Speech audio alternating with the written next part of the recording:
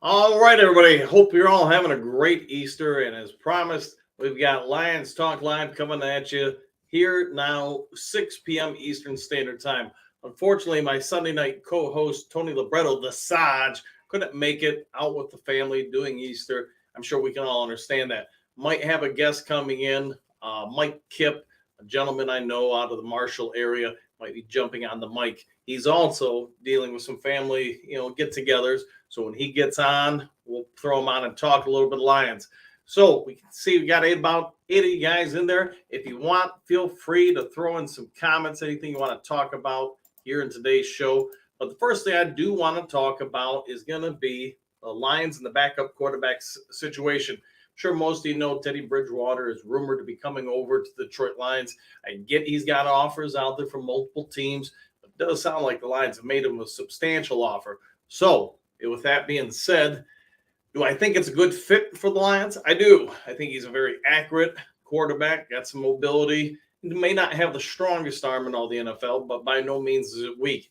And more importantly, he's somebody we all know that if the unthinkable should happen, Jared Goff goes down with injury. We know that Teddy Bridgewater is somebody who is capable of winning in the NFL. Can he help us out get into the playoffs? I think he'd be one of the best options out there in regards to backing up Goff that we could possibly have. So, again, if you got comments, go ahead and throw them in there. Let's get things going here. And if you got any kind of live thoughts, throw them in there. As we all also know, the NFL draft is finally coming up and approaching, only about 3 weeks away. And with that being said, on the 26th, the day before the draft, we're going to be doing a Lions Talk live broadcast from a location not yet to be determined. I mean, we know it's going to be in Kalamazoo, Michigan. We're not going to give out the details just yet, but we're going to do a live broadcast. Anybody in the audience can interact with the cameras, ask some questions, communicate with us live on the camera, and we will be getting those details out to you. My hope is tomorrow, but by the latest Wednesday of this week. So if you want to make a trip on down, it will be a 1-hour live broadcast, again, from Kalamazoo, Michigan. So if you live there, live around, and you want to be on Lions Talk Live, fire away. 9 Drinks, how you doing? How's your Easter going? Don, it's always good to see you guys. Anything you guys got chat-wise, go ahead and throw it in. If you're just joining, we talked about the Teddy Bridgewater situation. Sounds like he's coming to Detroit. And I do want to talk a little bit about the NFL draft. It's my opinion. It's starting to sound more and more like the Lions are considering trading up to the number 3 spot with Arizona to select a defensive player. Who's that going to be? Anderson Jr., Carter, somebody else? What do you think? Go ahead and throw your comments in there. But my anticipation is if the Lions really do this, they're probably giving up pick 55 and maybe a later round pick. It is possible pick 48 is part of the deal, but I don't see them giving up more than, perhaps a second rounder and then maybe a late round pick in 2024. To me, Brad Holmes just doesn't seem like he's going to give up a ton to move up 3 spots. If I had to choose between Will Anderson and Carter, who would I take? Well, if I'm trading up, I'm taking Anderson. If I'm waiting at 6 and I don't do the trade, I am going to go with Carter, unless when he comes in for his interview with the brass in Detroit and he just fumbles the football, so to speak, then he just seems to make too much sense. I get he's made some mistakes. I get he hasn't had a great last, 4 to 6 weeks, whatever it's been, but I just haven't seen enough to say, in my opinion, he's anything more than just kind of a little bit immature 21-year-old kid who's made some bad choices. But when he comes in that interview with Brad Holmes and Campbell and whoever else they're going to have on that board, if he knocks it out of the park, he does a good job, he shows some contrition, he shows some remorse, and that he's learned from it, then I think, interior line defensive pressure is something we sorely need. Anybody who's watched Georgia's defense the last 2 years can easily say he's got to be one of the best interior line pushers in all college football. Would he be a natural fit for Detroit? It would appear so. But again, if he comes in and gives them reason to say maybe he's not just an immature kid, maybe this is just who he is, then they're moving on to somewhere else. All right, let's go through some of the questions here. Let's start off the top. We got Mike. You think the team? Hold on, let me get this up there so everybody can see it. Let me get it. All right, there we go. You think the team? I think a team with a non-superstar QB can win the Super Bowl anymore. Yeah, I do. I think if you got a good enough team around them, as long as the quarterback's not somebody who's turnover prone, I think you can win. Let's not forget, just use Goff as an example. Go back, whatever it was, 4 years ago. I mean, if Todd Gurley doesn't get hurt, where he's basically, it shifts all the pressure onto Goff. Do the Rams win that Super Bowl? In my opinion, yes. I mean, that Super Bowl was not high scoring by any stretch of the imagination. If Gurley is able to go and just keep that second level of defense, the linebackers, etc., at bay to where they can't just drop back and overplay the pass, putting more and more pressure on Goff because their run game, the Rams during that Super Bowl, just was non-existent. I think the Rams had a real legitimate shot at winning. And that's just using that example. We've seen other teams come on up. I'm not going to bring up like the Ravens of the early 2000s. I mean, Trent Dilfer, I think you, me, and everybody can say, hey, he's not an elite quarterback. They just had one of the greatest defenses ever. But let's look at the Lions from this standpoint. With Goff and with the team they currently have, even without the draft, do we all think they have an opportunity to win the division? I think most of us are going to say yes. So if that is true, that means you're hosting a playoff game. And if they have a very good year in the NFC, which the NFC is not as strong as the AFC, if the Lions take care of business in their own division and then happen to get maybe a first-round bye, which, that would be an extreme circumstance, they're only a couple wins away from being in the Super Bowl. Once they're in the Super Bowl, you've got one team to beat. You don't have to be the greatest team in the NFL for the season. In that scenario, you just have to be the greatest team in the NFL that game. You got one team to beat. Can the Lions do it? And that's why I know there's been some chatter about what to do with pick 18, Robinson, or going wherever. I mean, Robinson's a heck of a player. And if you get Goff a little bit of time, he is pretty exceptional at the play action pass. And I'm sure we all agree he's one of the better quarterbacks in the league. Early reports from this offseason say Jameson Williams is just killing it. His teammates are horribly impressed with him. I get it. Nobody's going to come out and say, wow, this guy looks like he's horrible. But if what we saw, the brief flashes with him last year, towards the end of the year, and that's still a kid returning from an ACL injury, not at full strength, doesn't fully know the offense. But with him out there, St. Brown, whoever else at receiver, a strong running game that forces the linebackers to overplay the run, Detroit's offense could do some real damage. Now, can they get the defense, which did take huge steps up last year, to go to even another level up? If you do, they're going to be real hard to contend with, let alone beat. Mike, I want to thank you for that one. All right, let's move on down now. We got Robert. Lions need a blue chip player. I agree. That's why some of the chatter of the Lions trading up to number 3, as long as they don't have to give up a ton, I agree with it. You get somebody there that you know is just going to come in and help start and change the defense. I mean, why wouldn't you? Now, if we do have to trade back, here's my question to all of you. I know there's been a few different mocks lately that have said Lions maybe trade back to number 11 with Tennessee. Who would you like us to take there? I know Robinson, the running back, is a target of speculation. Do you go secondary? Do you go linebacker? Do you go interior line? There's a lot of options if you trade back. There are some real elite players, at least we all like to believe Carter and Anderson on the defensive side are elite, maybe Gonzalez, the cornerback as well. But if you trade back, what would you want the Lions to get from draft capital standpoint? And assuming we trade back to around 11, what would you want them to target? That's I think the one thing we'd all have to consider is that Brad Holmes has done a masterful job this offseason of playing chess, not checkers, making sure it's not easy for anyone to ascertain from the media, the other GMs in the NFL, whoever, what are the Lions going to do? What are the Lions going to target? I mean, we've got a lot of flexibility to go in multiple different directions. All right, now drinks. Yep, you're right. Down the bird of the goat. Mike, all right, let's see. It would have to be Anderson. but I prefer they don't. If they got trade up, it's probably going to be Anderson. But I'm kind of with you in that I just don't like the idea of them trading up and giving up a ton of capital. I do think if you look at our roster and say where our paychecks are going to be in a year or two, as far as free agents for rookies that we've signed, or excuse me, drafted the last year or two, what are we going to have to pay these guys and when are we going to have to start paying them? I think it almost makes more sense if I'm the Lions, and this is just my opinion, so you guys fire away, call me, an idiot or whatever, but I would be very targeted with, say, 4 picks towards the top of the draft.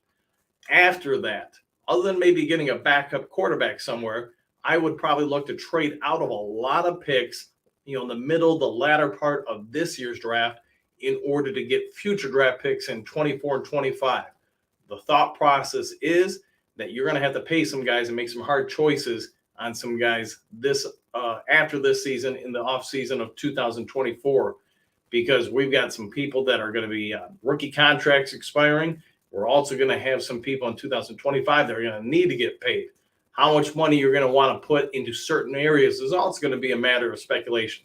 That's why I think if you look at certain things with the Lions, what are our strengths? I think everybody's going to say offensive line. Look at the salary structure of our offensive line after this upcoming year of 2023. You're going to have Jackson coming up on a deal. You're probably going to have to get a guard. Penei Sewell's going to get paid. Taylor Decker's salary is about ready to jump up significantly. So do they draft some people this year or next year to fill in those slots, knowing that you're probably not at least going to put 30% of your salary cap into just the offensive line? Would I have a problem with it? Not really, because those guys play every down. And other than quarterback, they're the only people that are out there every offensive play. But do I think most NFL teams are going to target that? Probably not.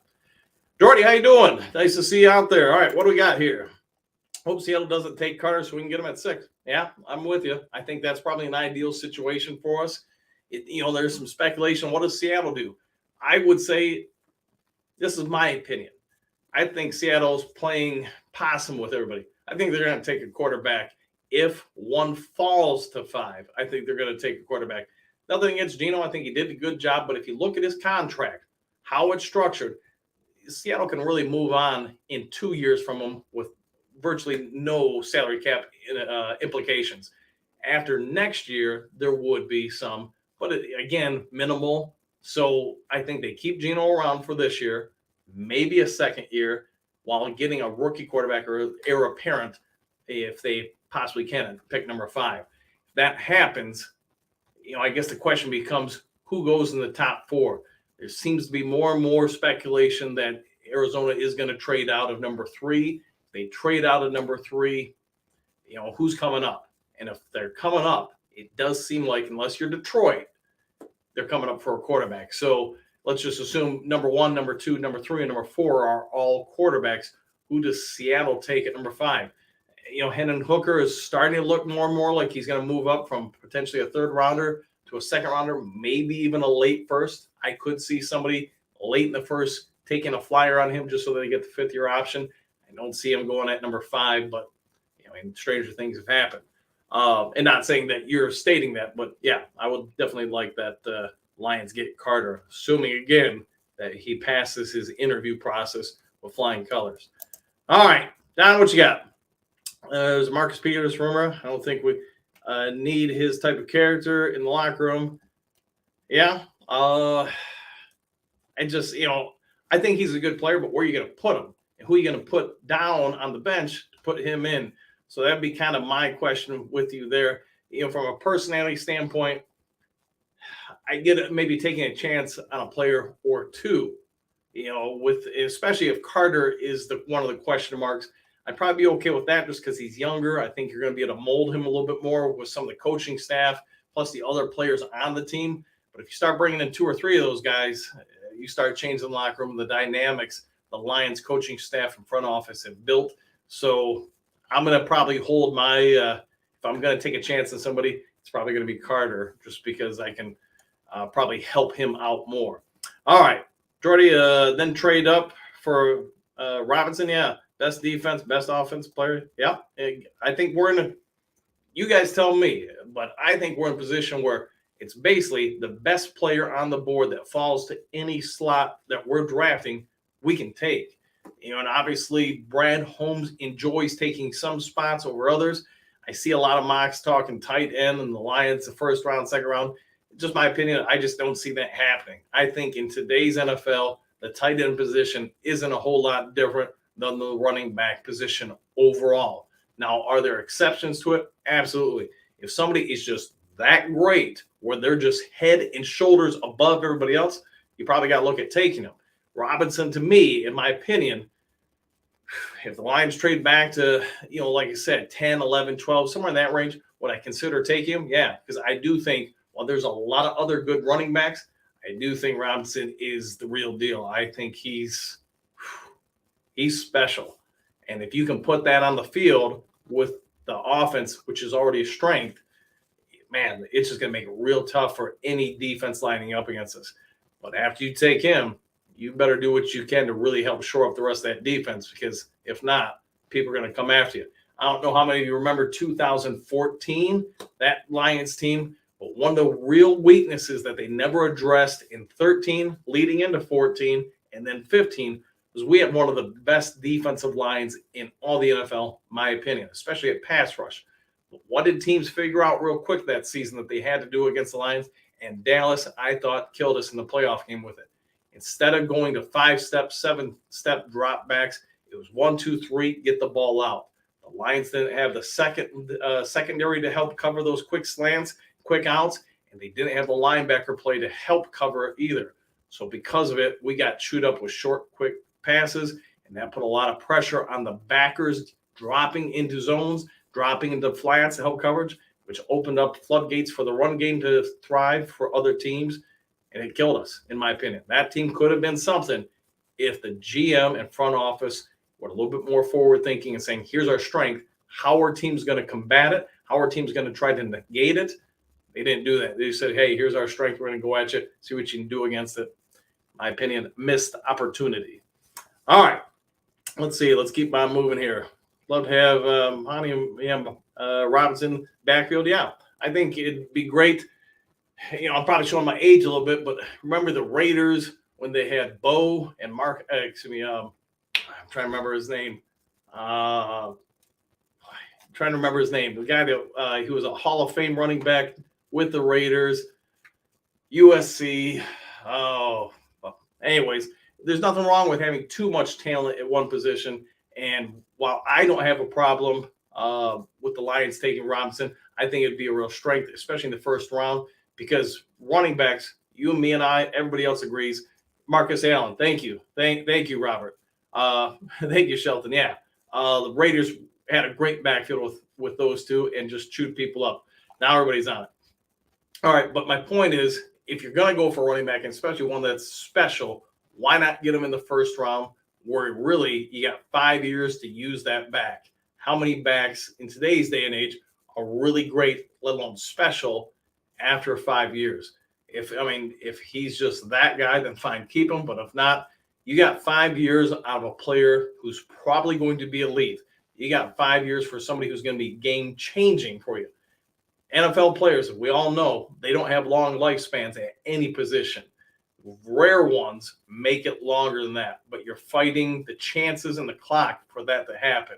So if we can say, hey, Robinson's just the man, let's get him and get the best part of his career for 5 years. Let somebody else deal with him after that. Go for it, because the chances are whoever we draft at that spot, whether it's 10, 12, 13, 14, 18, chances are, mathematically speaking, that dude's not going to have a great career after year 5. Most of them are, unfortunately, they're done after that. All right, let's keep on moving.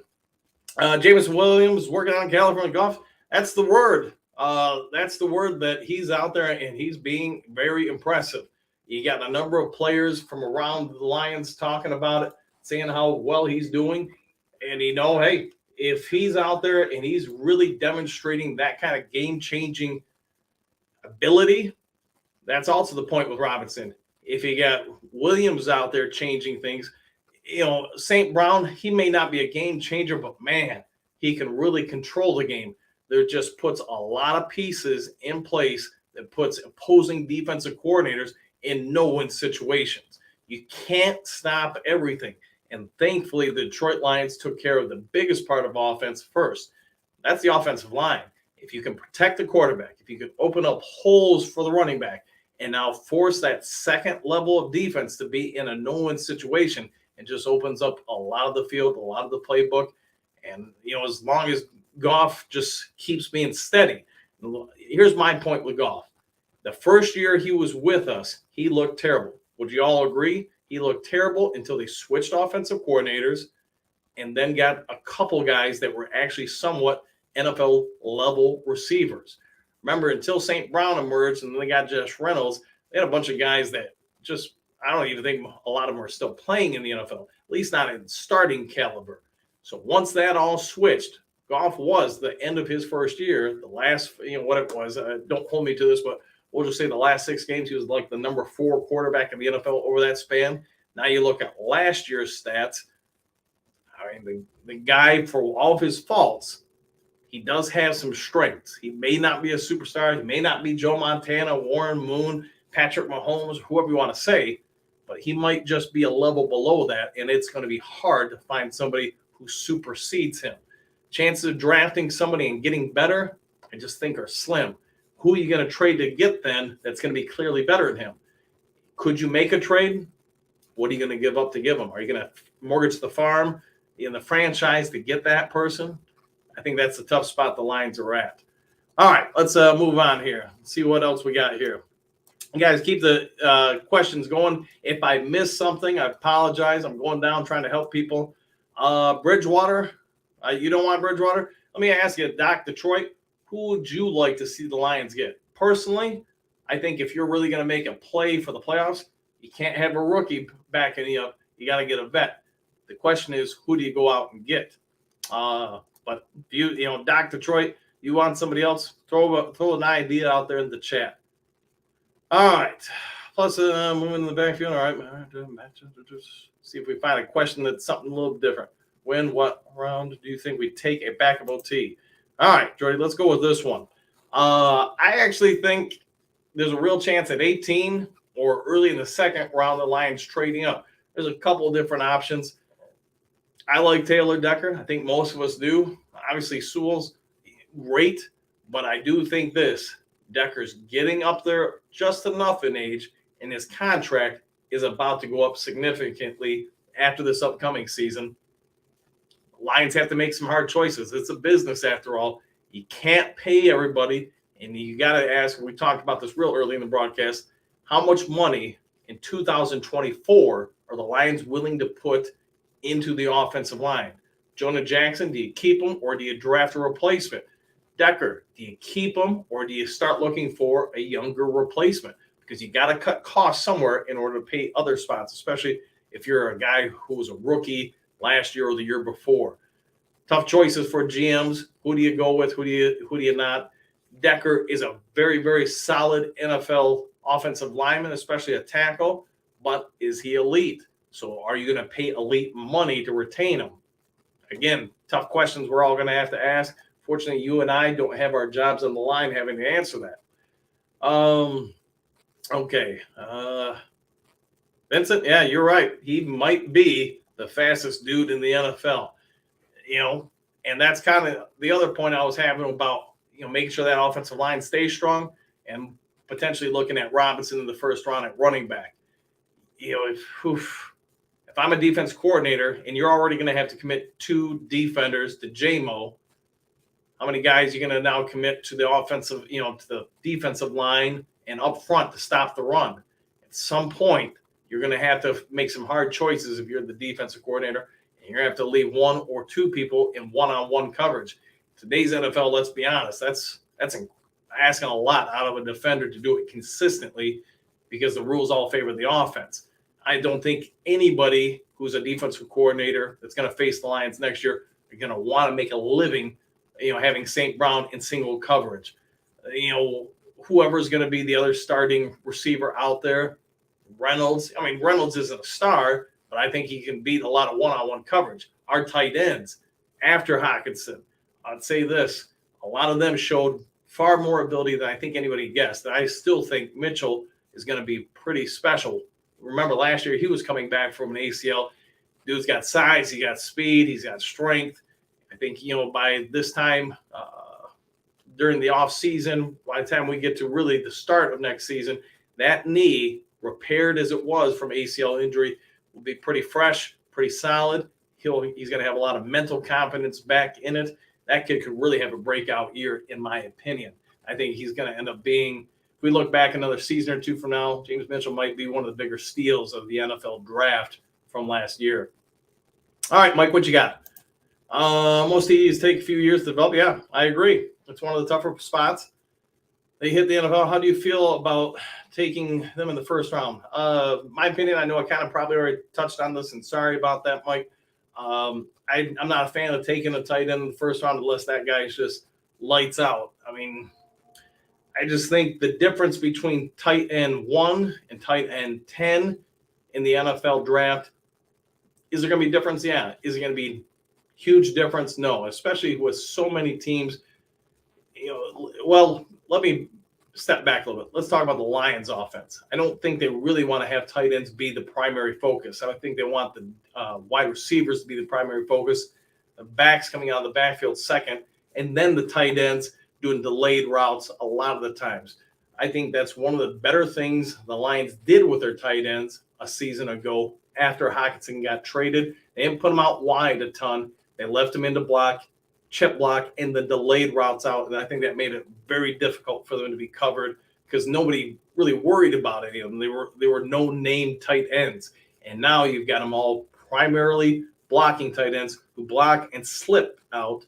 I think that's really worked well for us. That's why I'm just not seeing us taking someone in the first, second round, probably not even the third. But who knows? I've been wrong before. Perryman MVP. I mean, Brett Perryman. Yeah, he was pretty good back in the day. Thanks, Single Dad. Marcus Allen. Yep. Let's see what we keep going through here. Would I take Pat? Would I take Carter at? If he's there at 6, again, unless he comes into Detroit and he just has a horrendous interview with the staff of the Lions, I'm taking him. I'm under the impression, based on, take this from just my opinion. So, most of you guys know I've coached for 30 plus years. I've been a professional GM before at one level or another. And here's what I would say: watching that kid talk, he just seems like he's a little immature. Doesn't mean he's a bad person, but let's be honest. Maturity is a destination. It's not an age. It's not like the second you hit 21, 22, you're as mature as you're ever going to be. He just seems to me like somebody who just probably that night probably got a little full of himself, like most people. He just had a big game, big win. You're out. You're feeling like Superman, S on his chest. I know when I was 21, I probably wasn't always the wisest person in the world, and I'm hoping for that kid's sake that's all it was. He felt like he was flying around, Superman, S on chest, cape flowing, top of the world, and made some real bad choices. If he's learned from it, then why wouldn't we take him? He's clearly been one of the best defensive players in all of college football the last 2 years. So now all it comes down to is his bad mistakes who he is, or those bad mistakes just a moment in time that he's going to look back on and learn from and probably regret to some level the rest of his life. That's the thing you and I, nobody else can answer. So Campbell, Holmes, whoever else, Aaron Glenn, when they sit and look at him in the eyes, they've got to believe that he was just a kid who made bad mistakes. But my opinion right now, assuming now everything's good, I'm drafting him at 6 if he's there. All right, Dr. Detroit, let's put you up here. You want a QB of the future? All right. So who do we take? Because let's assume that the big guns are off the board 1, 2, 3, and 4. So who in the NFL draft this year could we take to be the QB of the future? Or do we just have to wait till next year to try to take the heir apparent to Goff? Let's also remember, Goff's only 28 years old, which, quarterback standards, he's a spring chicken. I mean, he's young. I don't think anybody's going to 45 again, maybe not. But even Aaron Rodgers is, almost 40. So if Goff has another 5 to 6 years, he'd still be about average for a long-lasting quarterback. And who are you going to get who's going to supersede that? I don't know, but I would not have a problem with us looking at getting somebody in the later rounds, maybe even the middle rounds, to bring him in, start developing, and if they can pass Goff, then fine. Because, excuse me, I'm sure we all know 2 years from now, Goff's contract's up. Unless he is lights out, it's going to be tough paying him, premium quarterback money. So maybe the Lions, to your point, Dr. Troy, maybe they would be very wise to start looking at bringing somebody in to groom. And can they at least get them to, from a skill standpoint, to where they're competitive with Goff, not a huge drop off? Because if they've got to move on to free up money to pay other spots, I mean, like we've talked about before, it is a business. All right. What are we moving on to? I agree. A Mauler DT would be good. Yeah. I like the Ohio State kid. If we go offensive guard, which is my preference right now, just because you could play him this year. And if you absolutely have to, you can move on from Jackson next year. You already got one guard in place. It's probably going to be the Florida kid, Torrance, Osiris Torrance. I like him. I see, boy, with him, I can see him anywhere from a late first rounder to maybe a late second rounder. There's going to be some range on him, but he's got all this stuff you and I can't teach. He's got the size, he's got the strength, he's got the mass, he's got the immeasurables. And from what I've seen watching him in college football, the dude's a monster. He will push people around. Man Bear, all right, what do we got here? If Dan drafts Robinson, I'm fine. Kind of says maybe Swift is on the trade block. Yeah, I would agree with you. I just don't know who's going to give you what for Swift. Maybe some team, runs into some injury issues and they give up a little bit more than we think. But I'll say this for Swift. Unless he just has an awesome season this year, unfortunately, his injury history and inconsistency so far to start off his career is probably going to work against him. And I don't wish that on anybody, but it is what it is. Are you going to invest a lot of money in a guy that has a long history by the time he hits free agency of being, question mark? Is he available this week or not? And I think for Swift, the Lions are probably already starting to look at moving on. Get what you can out of him this year, but moving on for 2024. Brett, yeah, I remember watching that game. And that's the crazy thing about Bo Jackson. If he wasn't that strong, that injury doesn't happen. But he was just that freak of nature when it came to strength, speed, power, whatever you want to throw out there.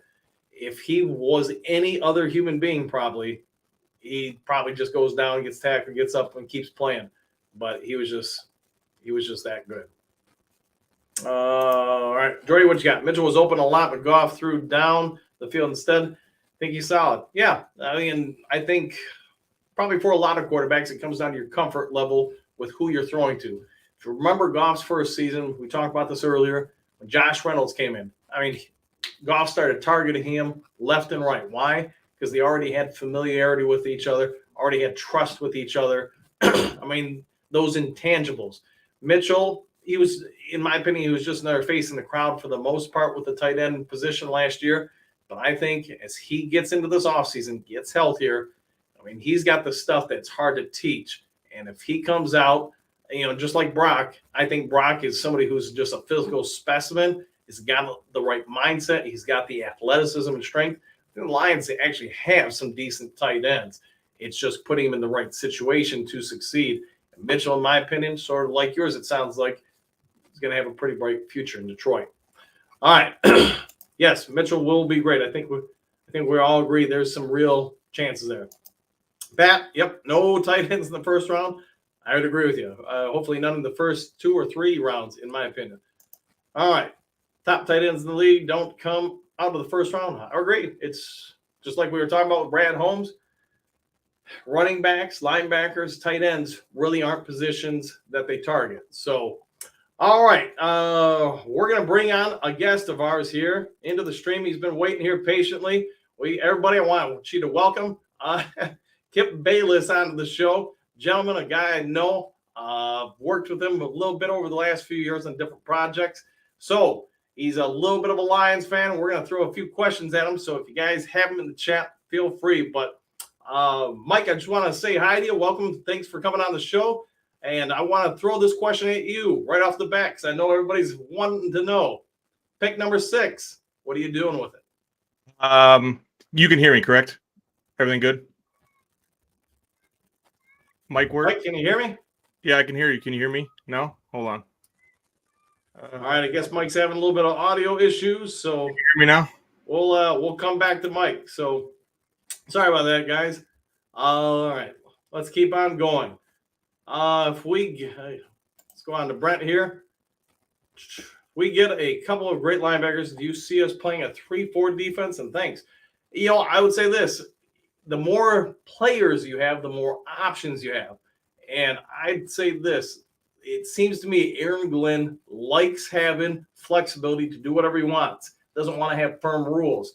One of the things I know we talked about on the last or 2 weeks ago show was that the Lions really don't have a ton of depth at linebacker.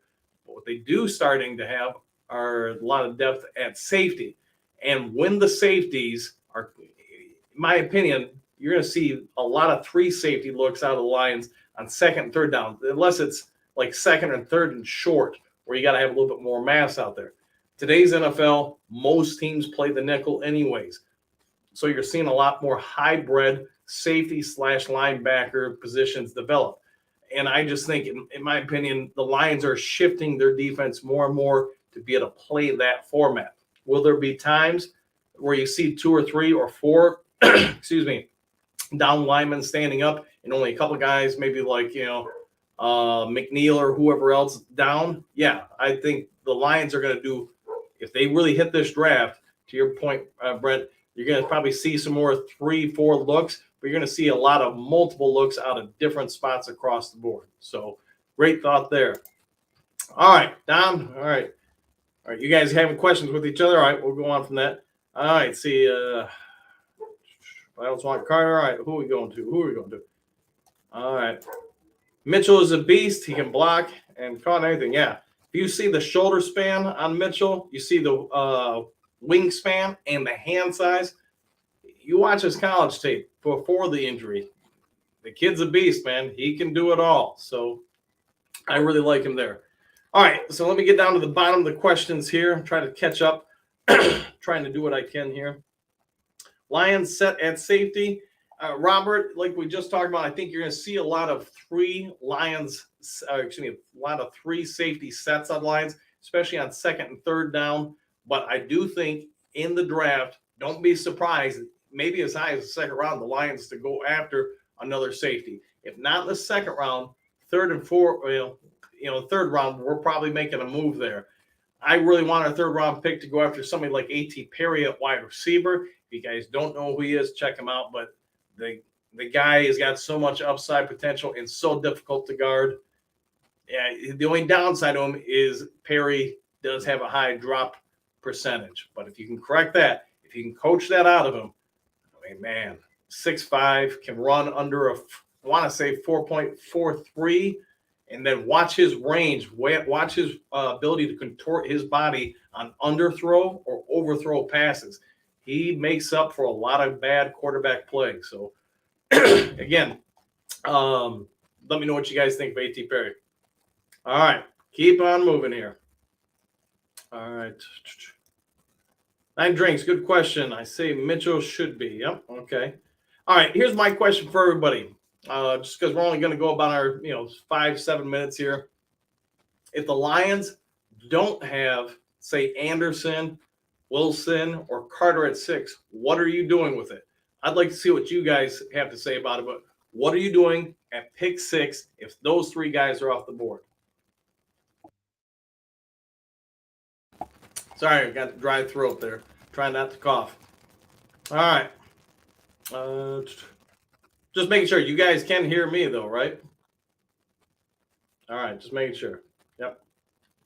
Okay. All right. Any more questions? Anybody got something to throw in there? Trade down if I can. Yep, Mike.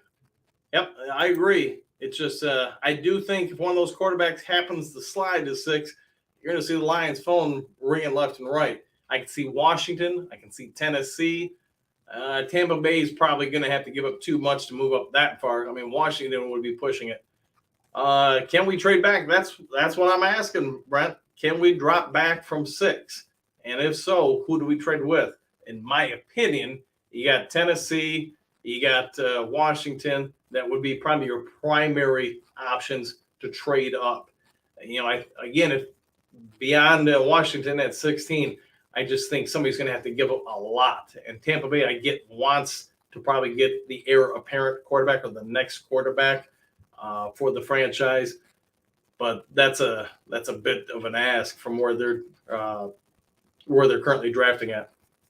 All right, Robert, trade back a few spots if possible. Kancey, yeah. I really do think Kancey's an option for Detroit.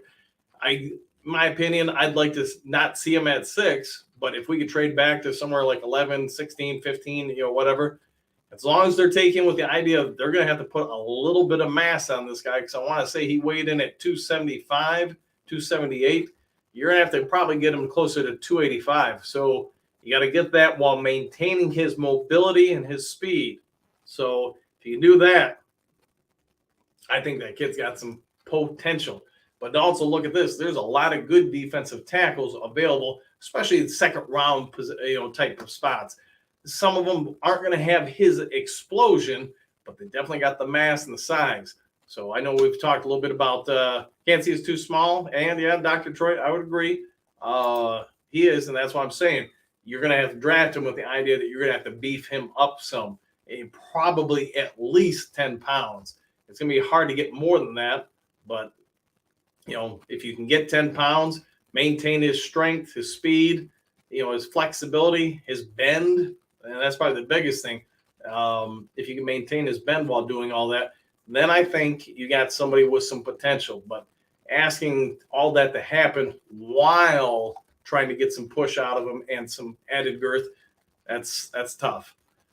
All right. Yep, Maisie and Benton later. Yep, I can see Maisie maybe the end of the second round.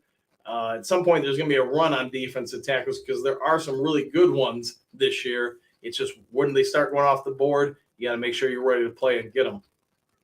All right. Single Dads Club, Ringo Small as well, and he's decent. Yep, Rodrigo is. He's also somebody that I wouldn't be surprised if they trade out of, or excuse me, not trade out of, but try to get better than in the draft. Especially if Anderson somehow falls to us, or maybe Campbell at some point. Rodrigo has some real strengths, but he does struggle in pass coverage, like seemingly every linebacker the last 10 to 20 years. So if the Lions can get somebody who's equal to his ability in defending the run while getting better in the passing game as far as coverage, that's going to put some pressure on Rodrigo to really step up. So we'll see what happens. Single Dad, let me ask you this in order to your question about Houston's 10 sacks. In my opinion, the Lions are going to have to look. If you watch last year's final game at Green Bay, Houston basically was playing weak side backer, even dropping into pass coverage. So if that holds true next year with Houston, where he's going to play linebacker, you got Rodrigo, you've got Anzalone, and then obviously on certain passing downs or obvious passing downs, Houston's probably coming up from backer spot to play one of the off-ball out wide technique linemen. But with that being said, if we were going to draft another linebacker who sits, it's probably not Houston. I'm guessing not Anzalone. But, if Rodrigo beats out Anzalone, he does. So are you already drafting to go beyond Anzalone or Rodrigo? Because to me, Houston's upside is just, it's going to be hard to take him off the field. So, but you guys throw in your thoughts. Third round too high for Reed. That's a dang good question. I got to watch what I say. I just think for what the team needs, and I'm being a little biased here, so forgive me. I really want to see them go backup quarterback if we don't sign a vet, or A.T. Perry, just because I really think A.T. Perry has a chance to be a very good player. But again, I'm being a little biased. So that's a great question by you, though. Single dad, Rodrigo, T-Rex arms. I mean, you can see his wrestling background comes into play. I'm sure those arms didn't hurt him in wrestling, but there are times I do believe he has, he's got some real strengths, but he doesn't have a ton of strengths. He's very good at what he currently is great at. It's just, I think it's to get where his weaknesses are in his pass coverage, his ability to help deflect and alter passing lanes. I think that's the struggle you're going to have with him is, and he's going to get better over the next couple of years. It's just how much better. Again, sorry, got a dry throat, so doing what I can here. Wilson and Murray, maybe Breezy. Yeah, I think Breezy could be a real option if we trade back. Same with the other guys too, Wilson and Murphy. But I do think those two probably go off the board sooner versus later. Breezy probably does slide down into the 10s, early teens. I mean, there's a real chance if too many other positions go off the board, Brian probably slides into the 20s. Kip, we got to get that audio going for you. Unfortunately, don't think Jalen Reed had the best stats by far in Senior Bowl. The size he is, half a one-on-one catcher. Yeah, I mean he's got some abilities, but where do you take him? I don't know. If it's me, I'm probably looking to fill in other spots before going after him.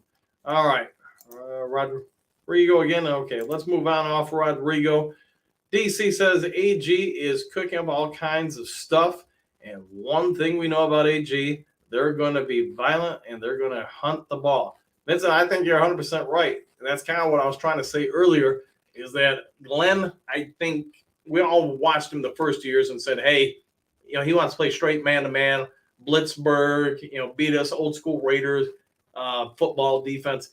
But I think what he really wants to do is he wants to be able to throw multiple looks at quarterbacks, maybe still have the man-to-man as your base defense and get out wide technique going after the quarterback in rush lanes.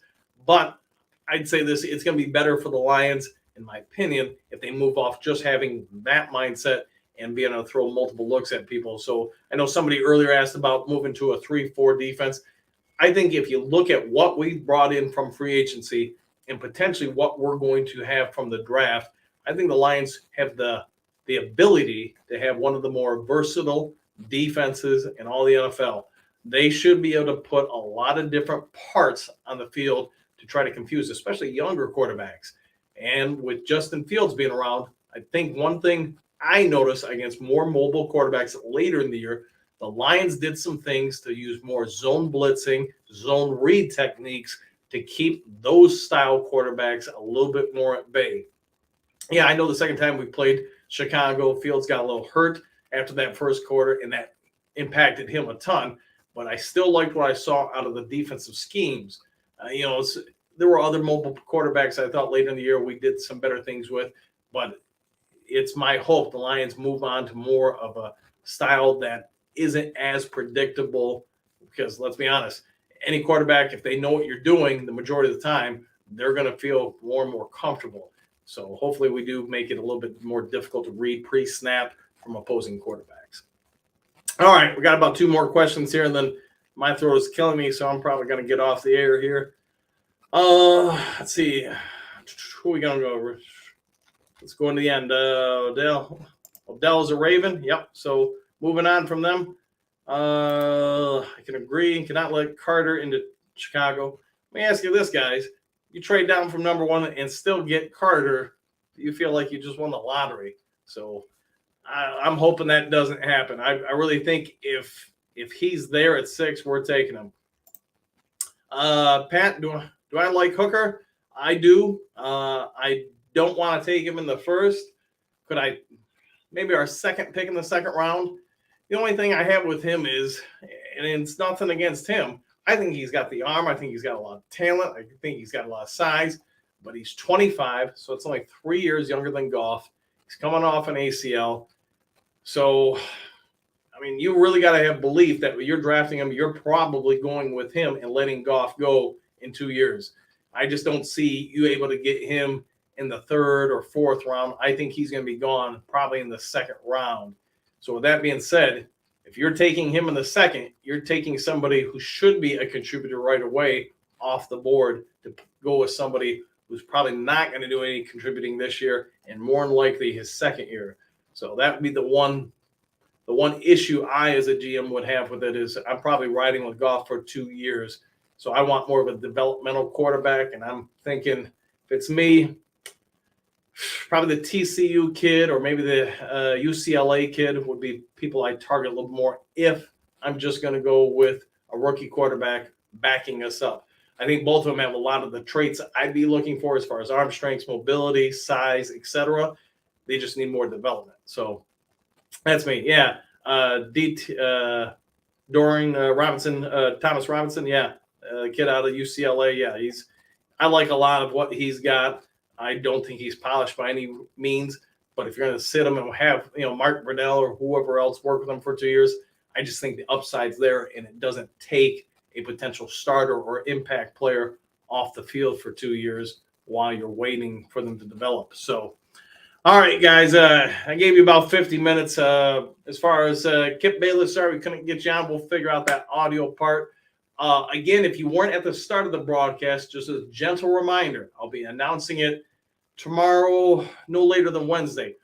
The day before the draft, we're going to do a live broadcast somewhere in Kalamazoo. We'll name the location tomorrow.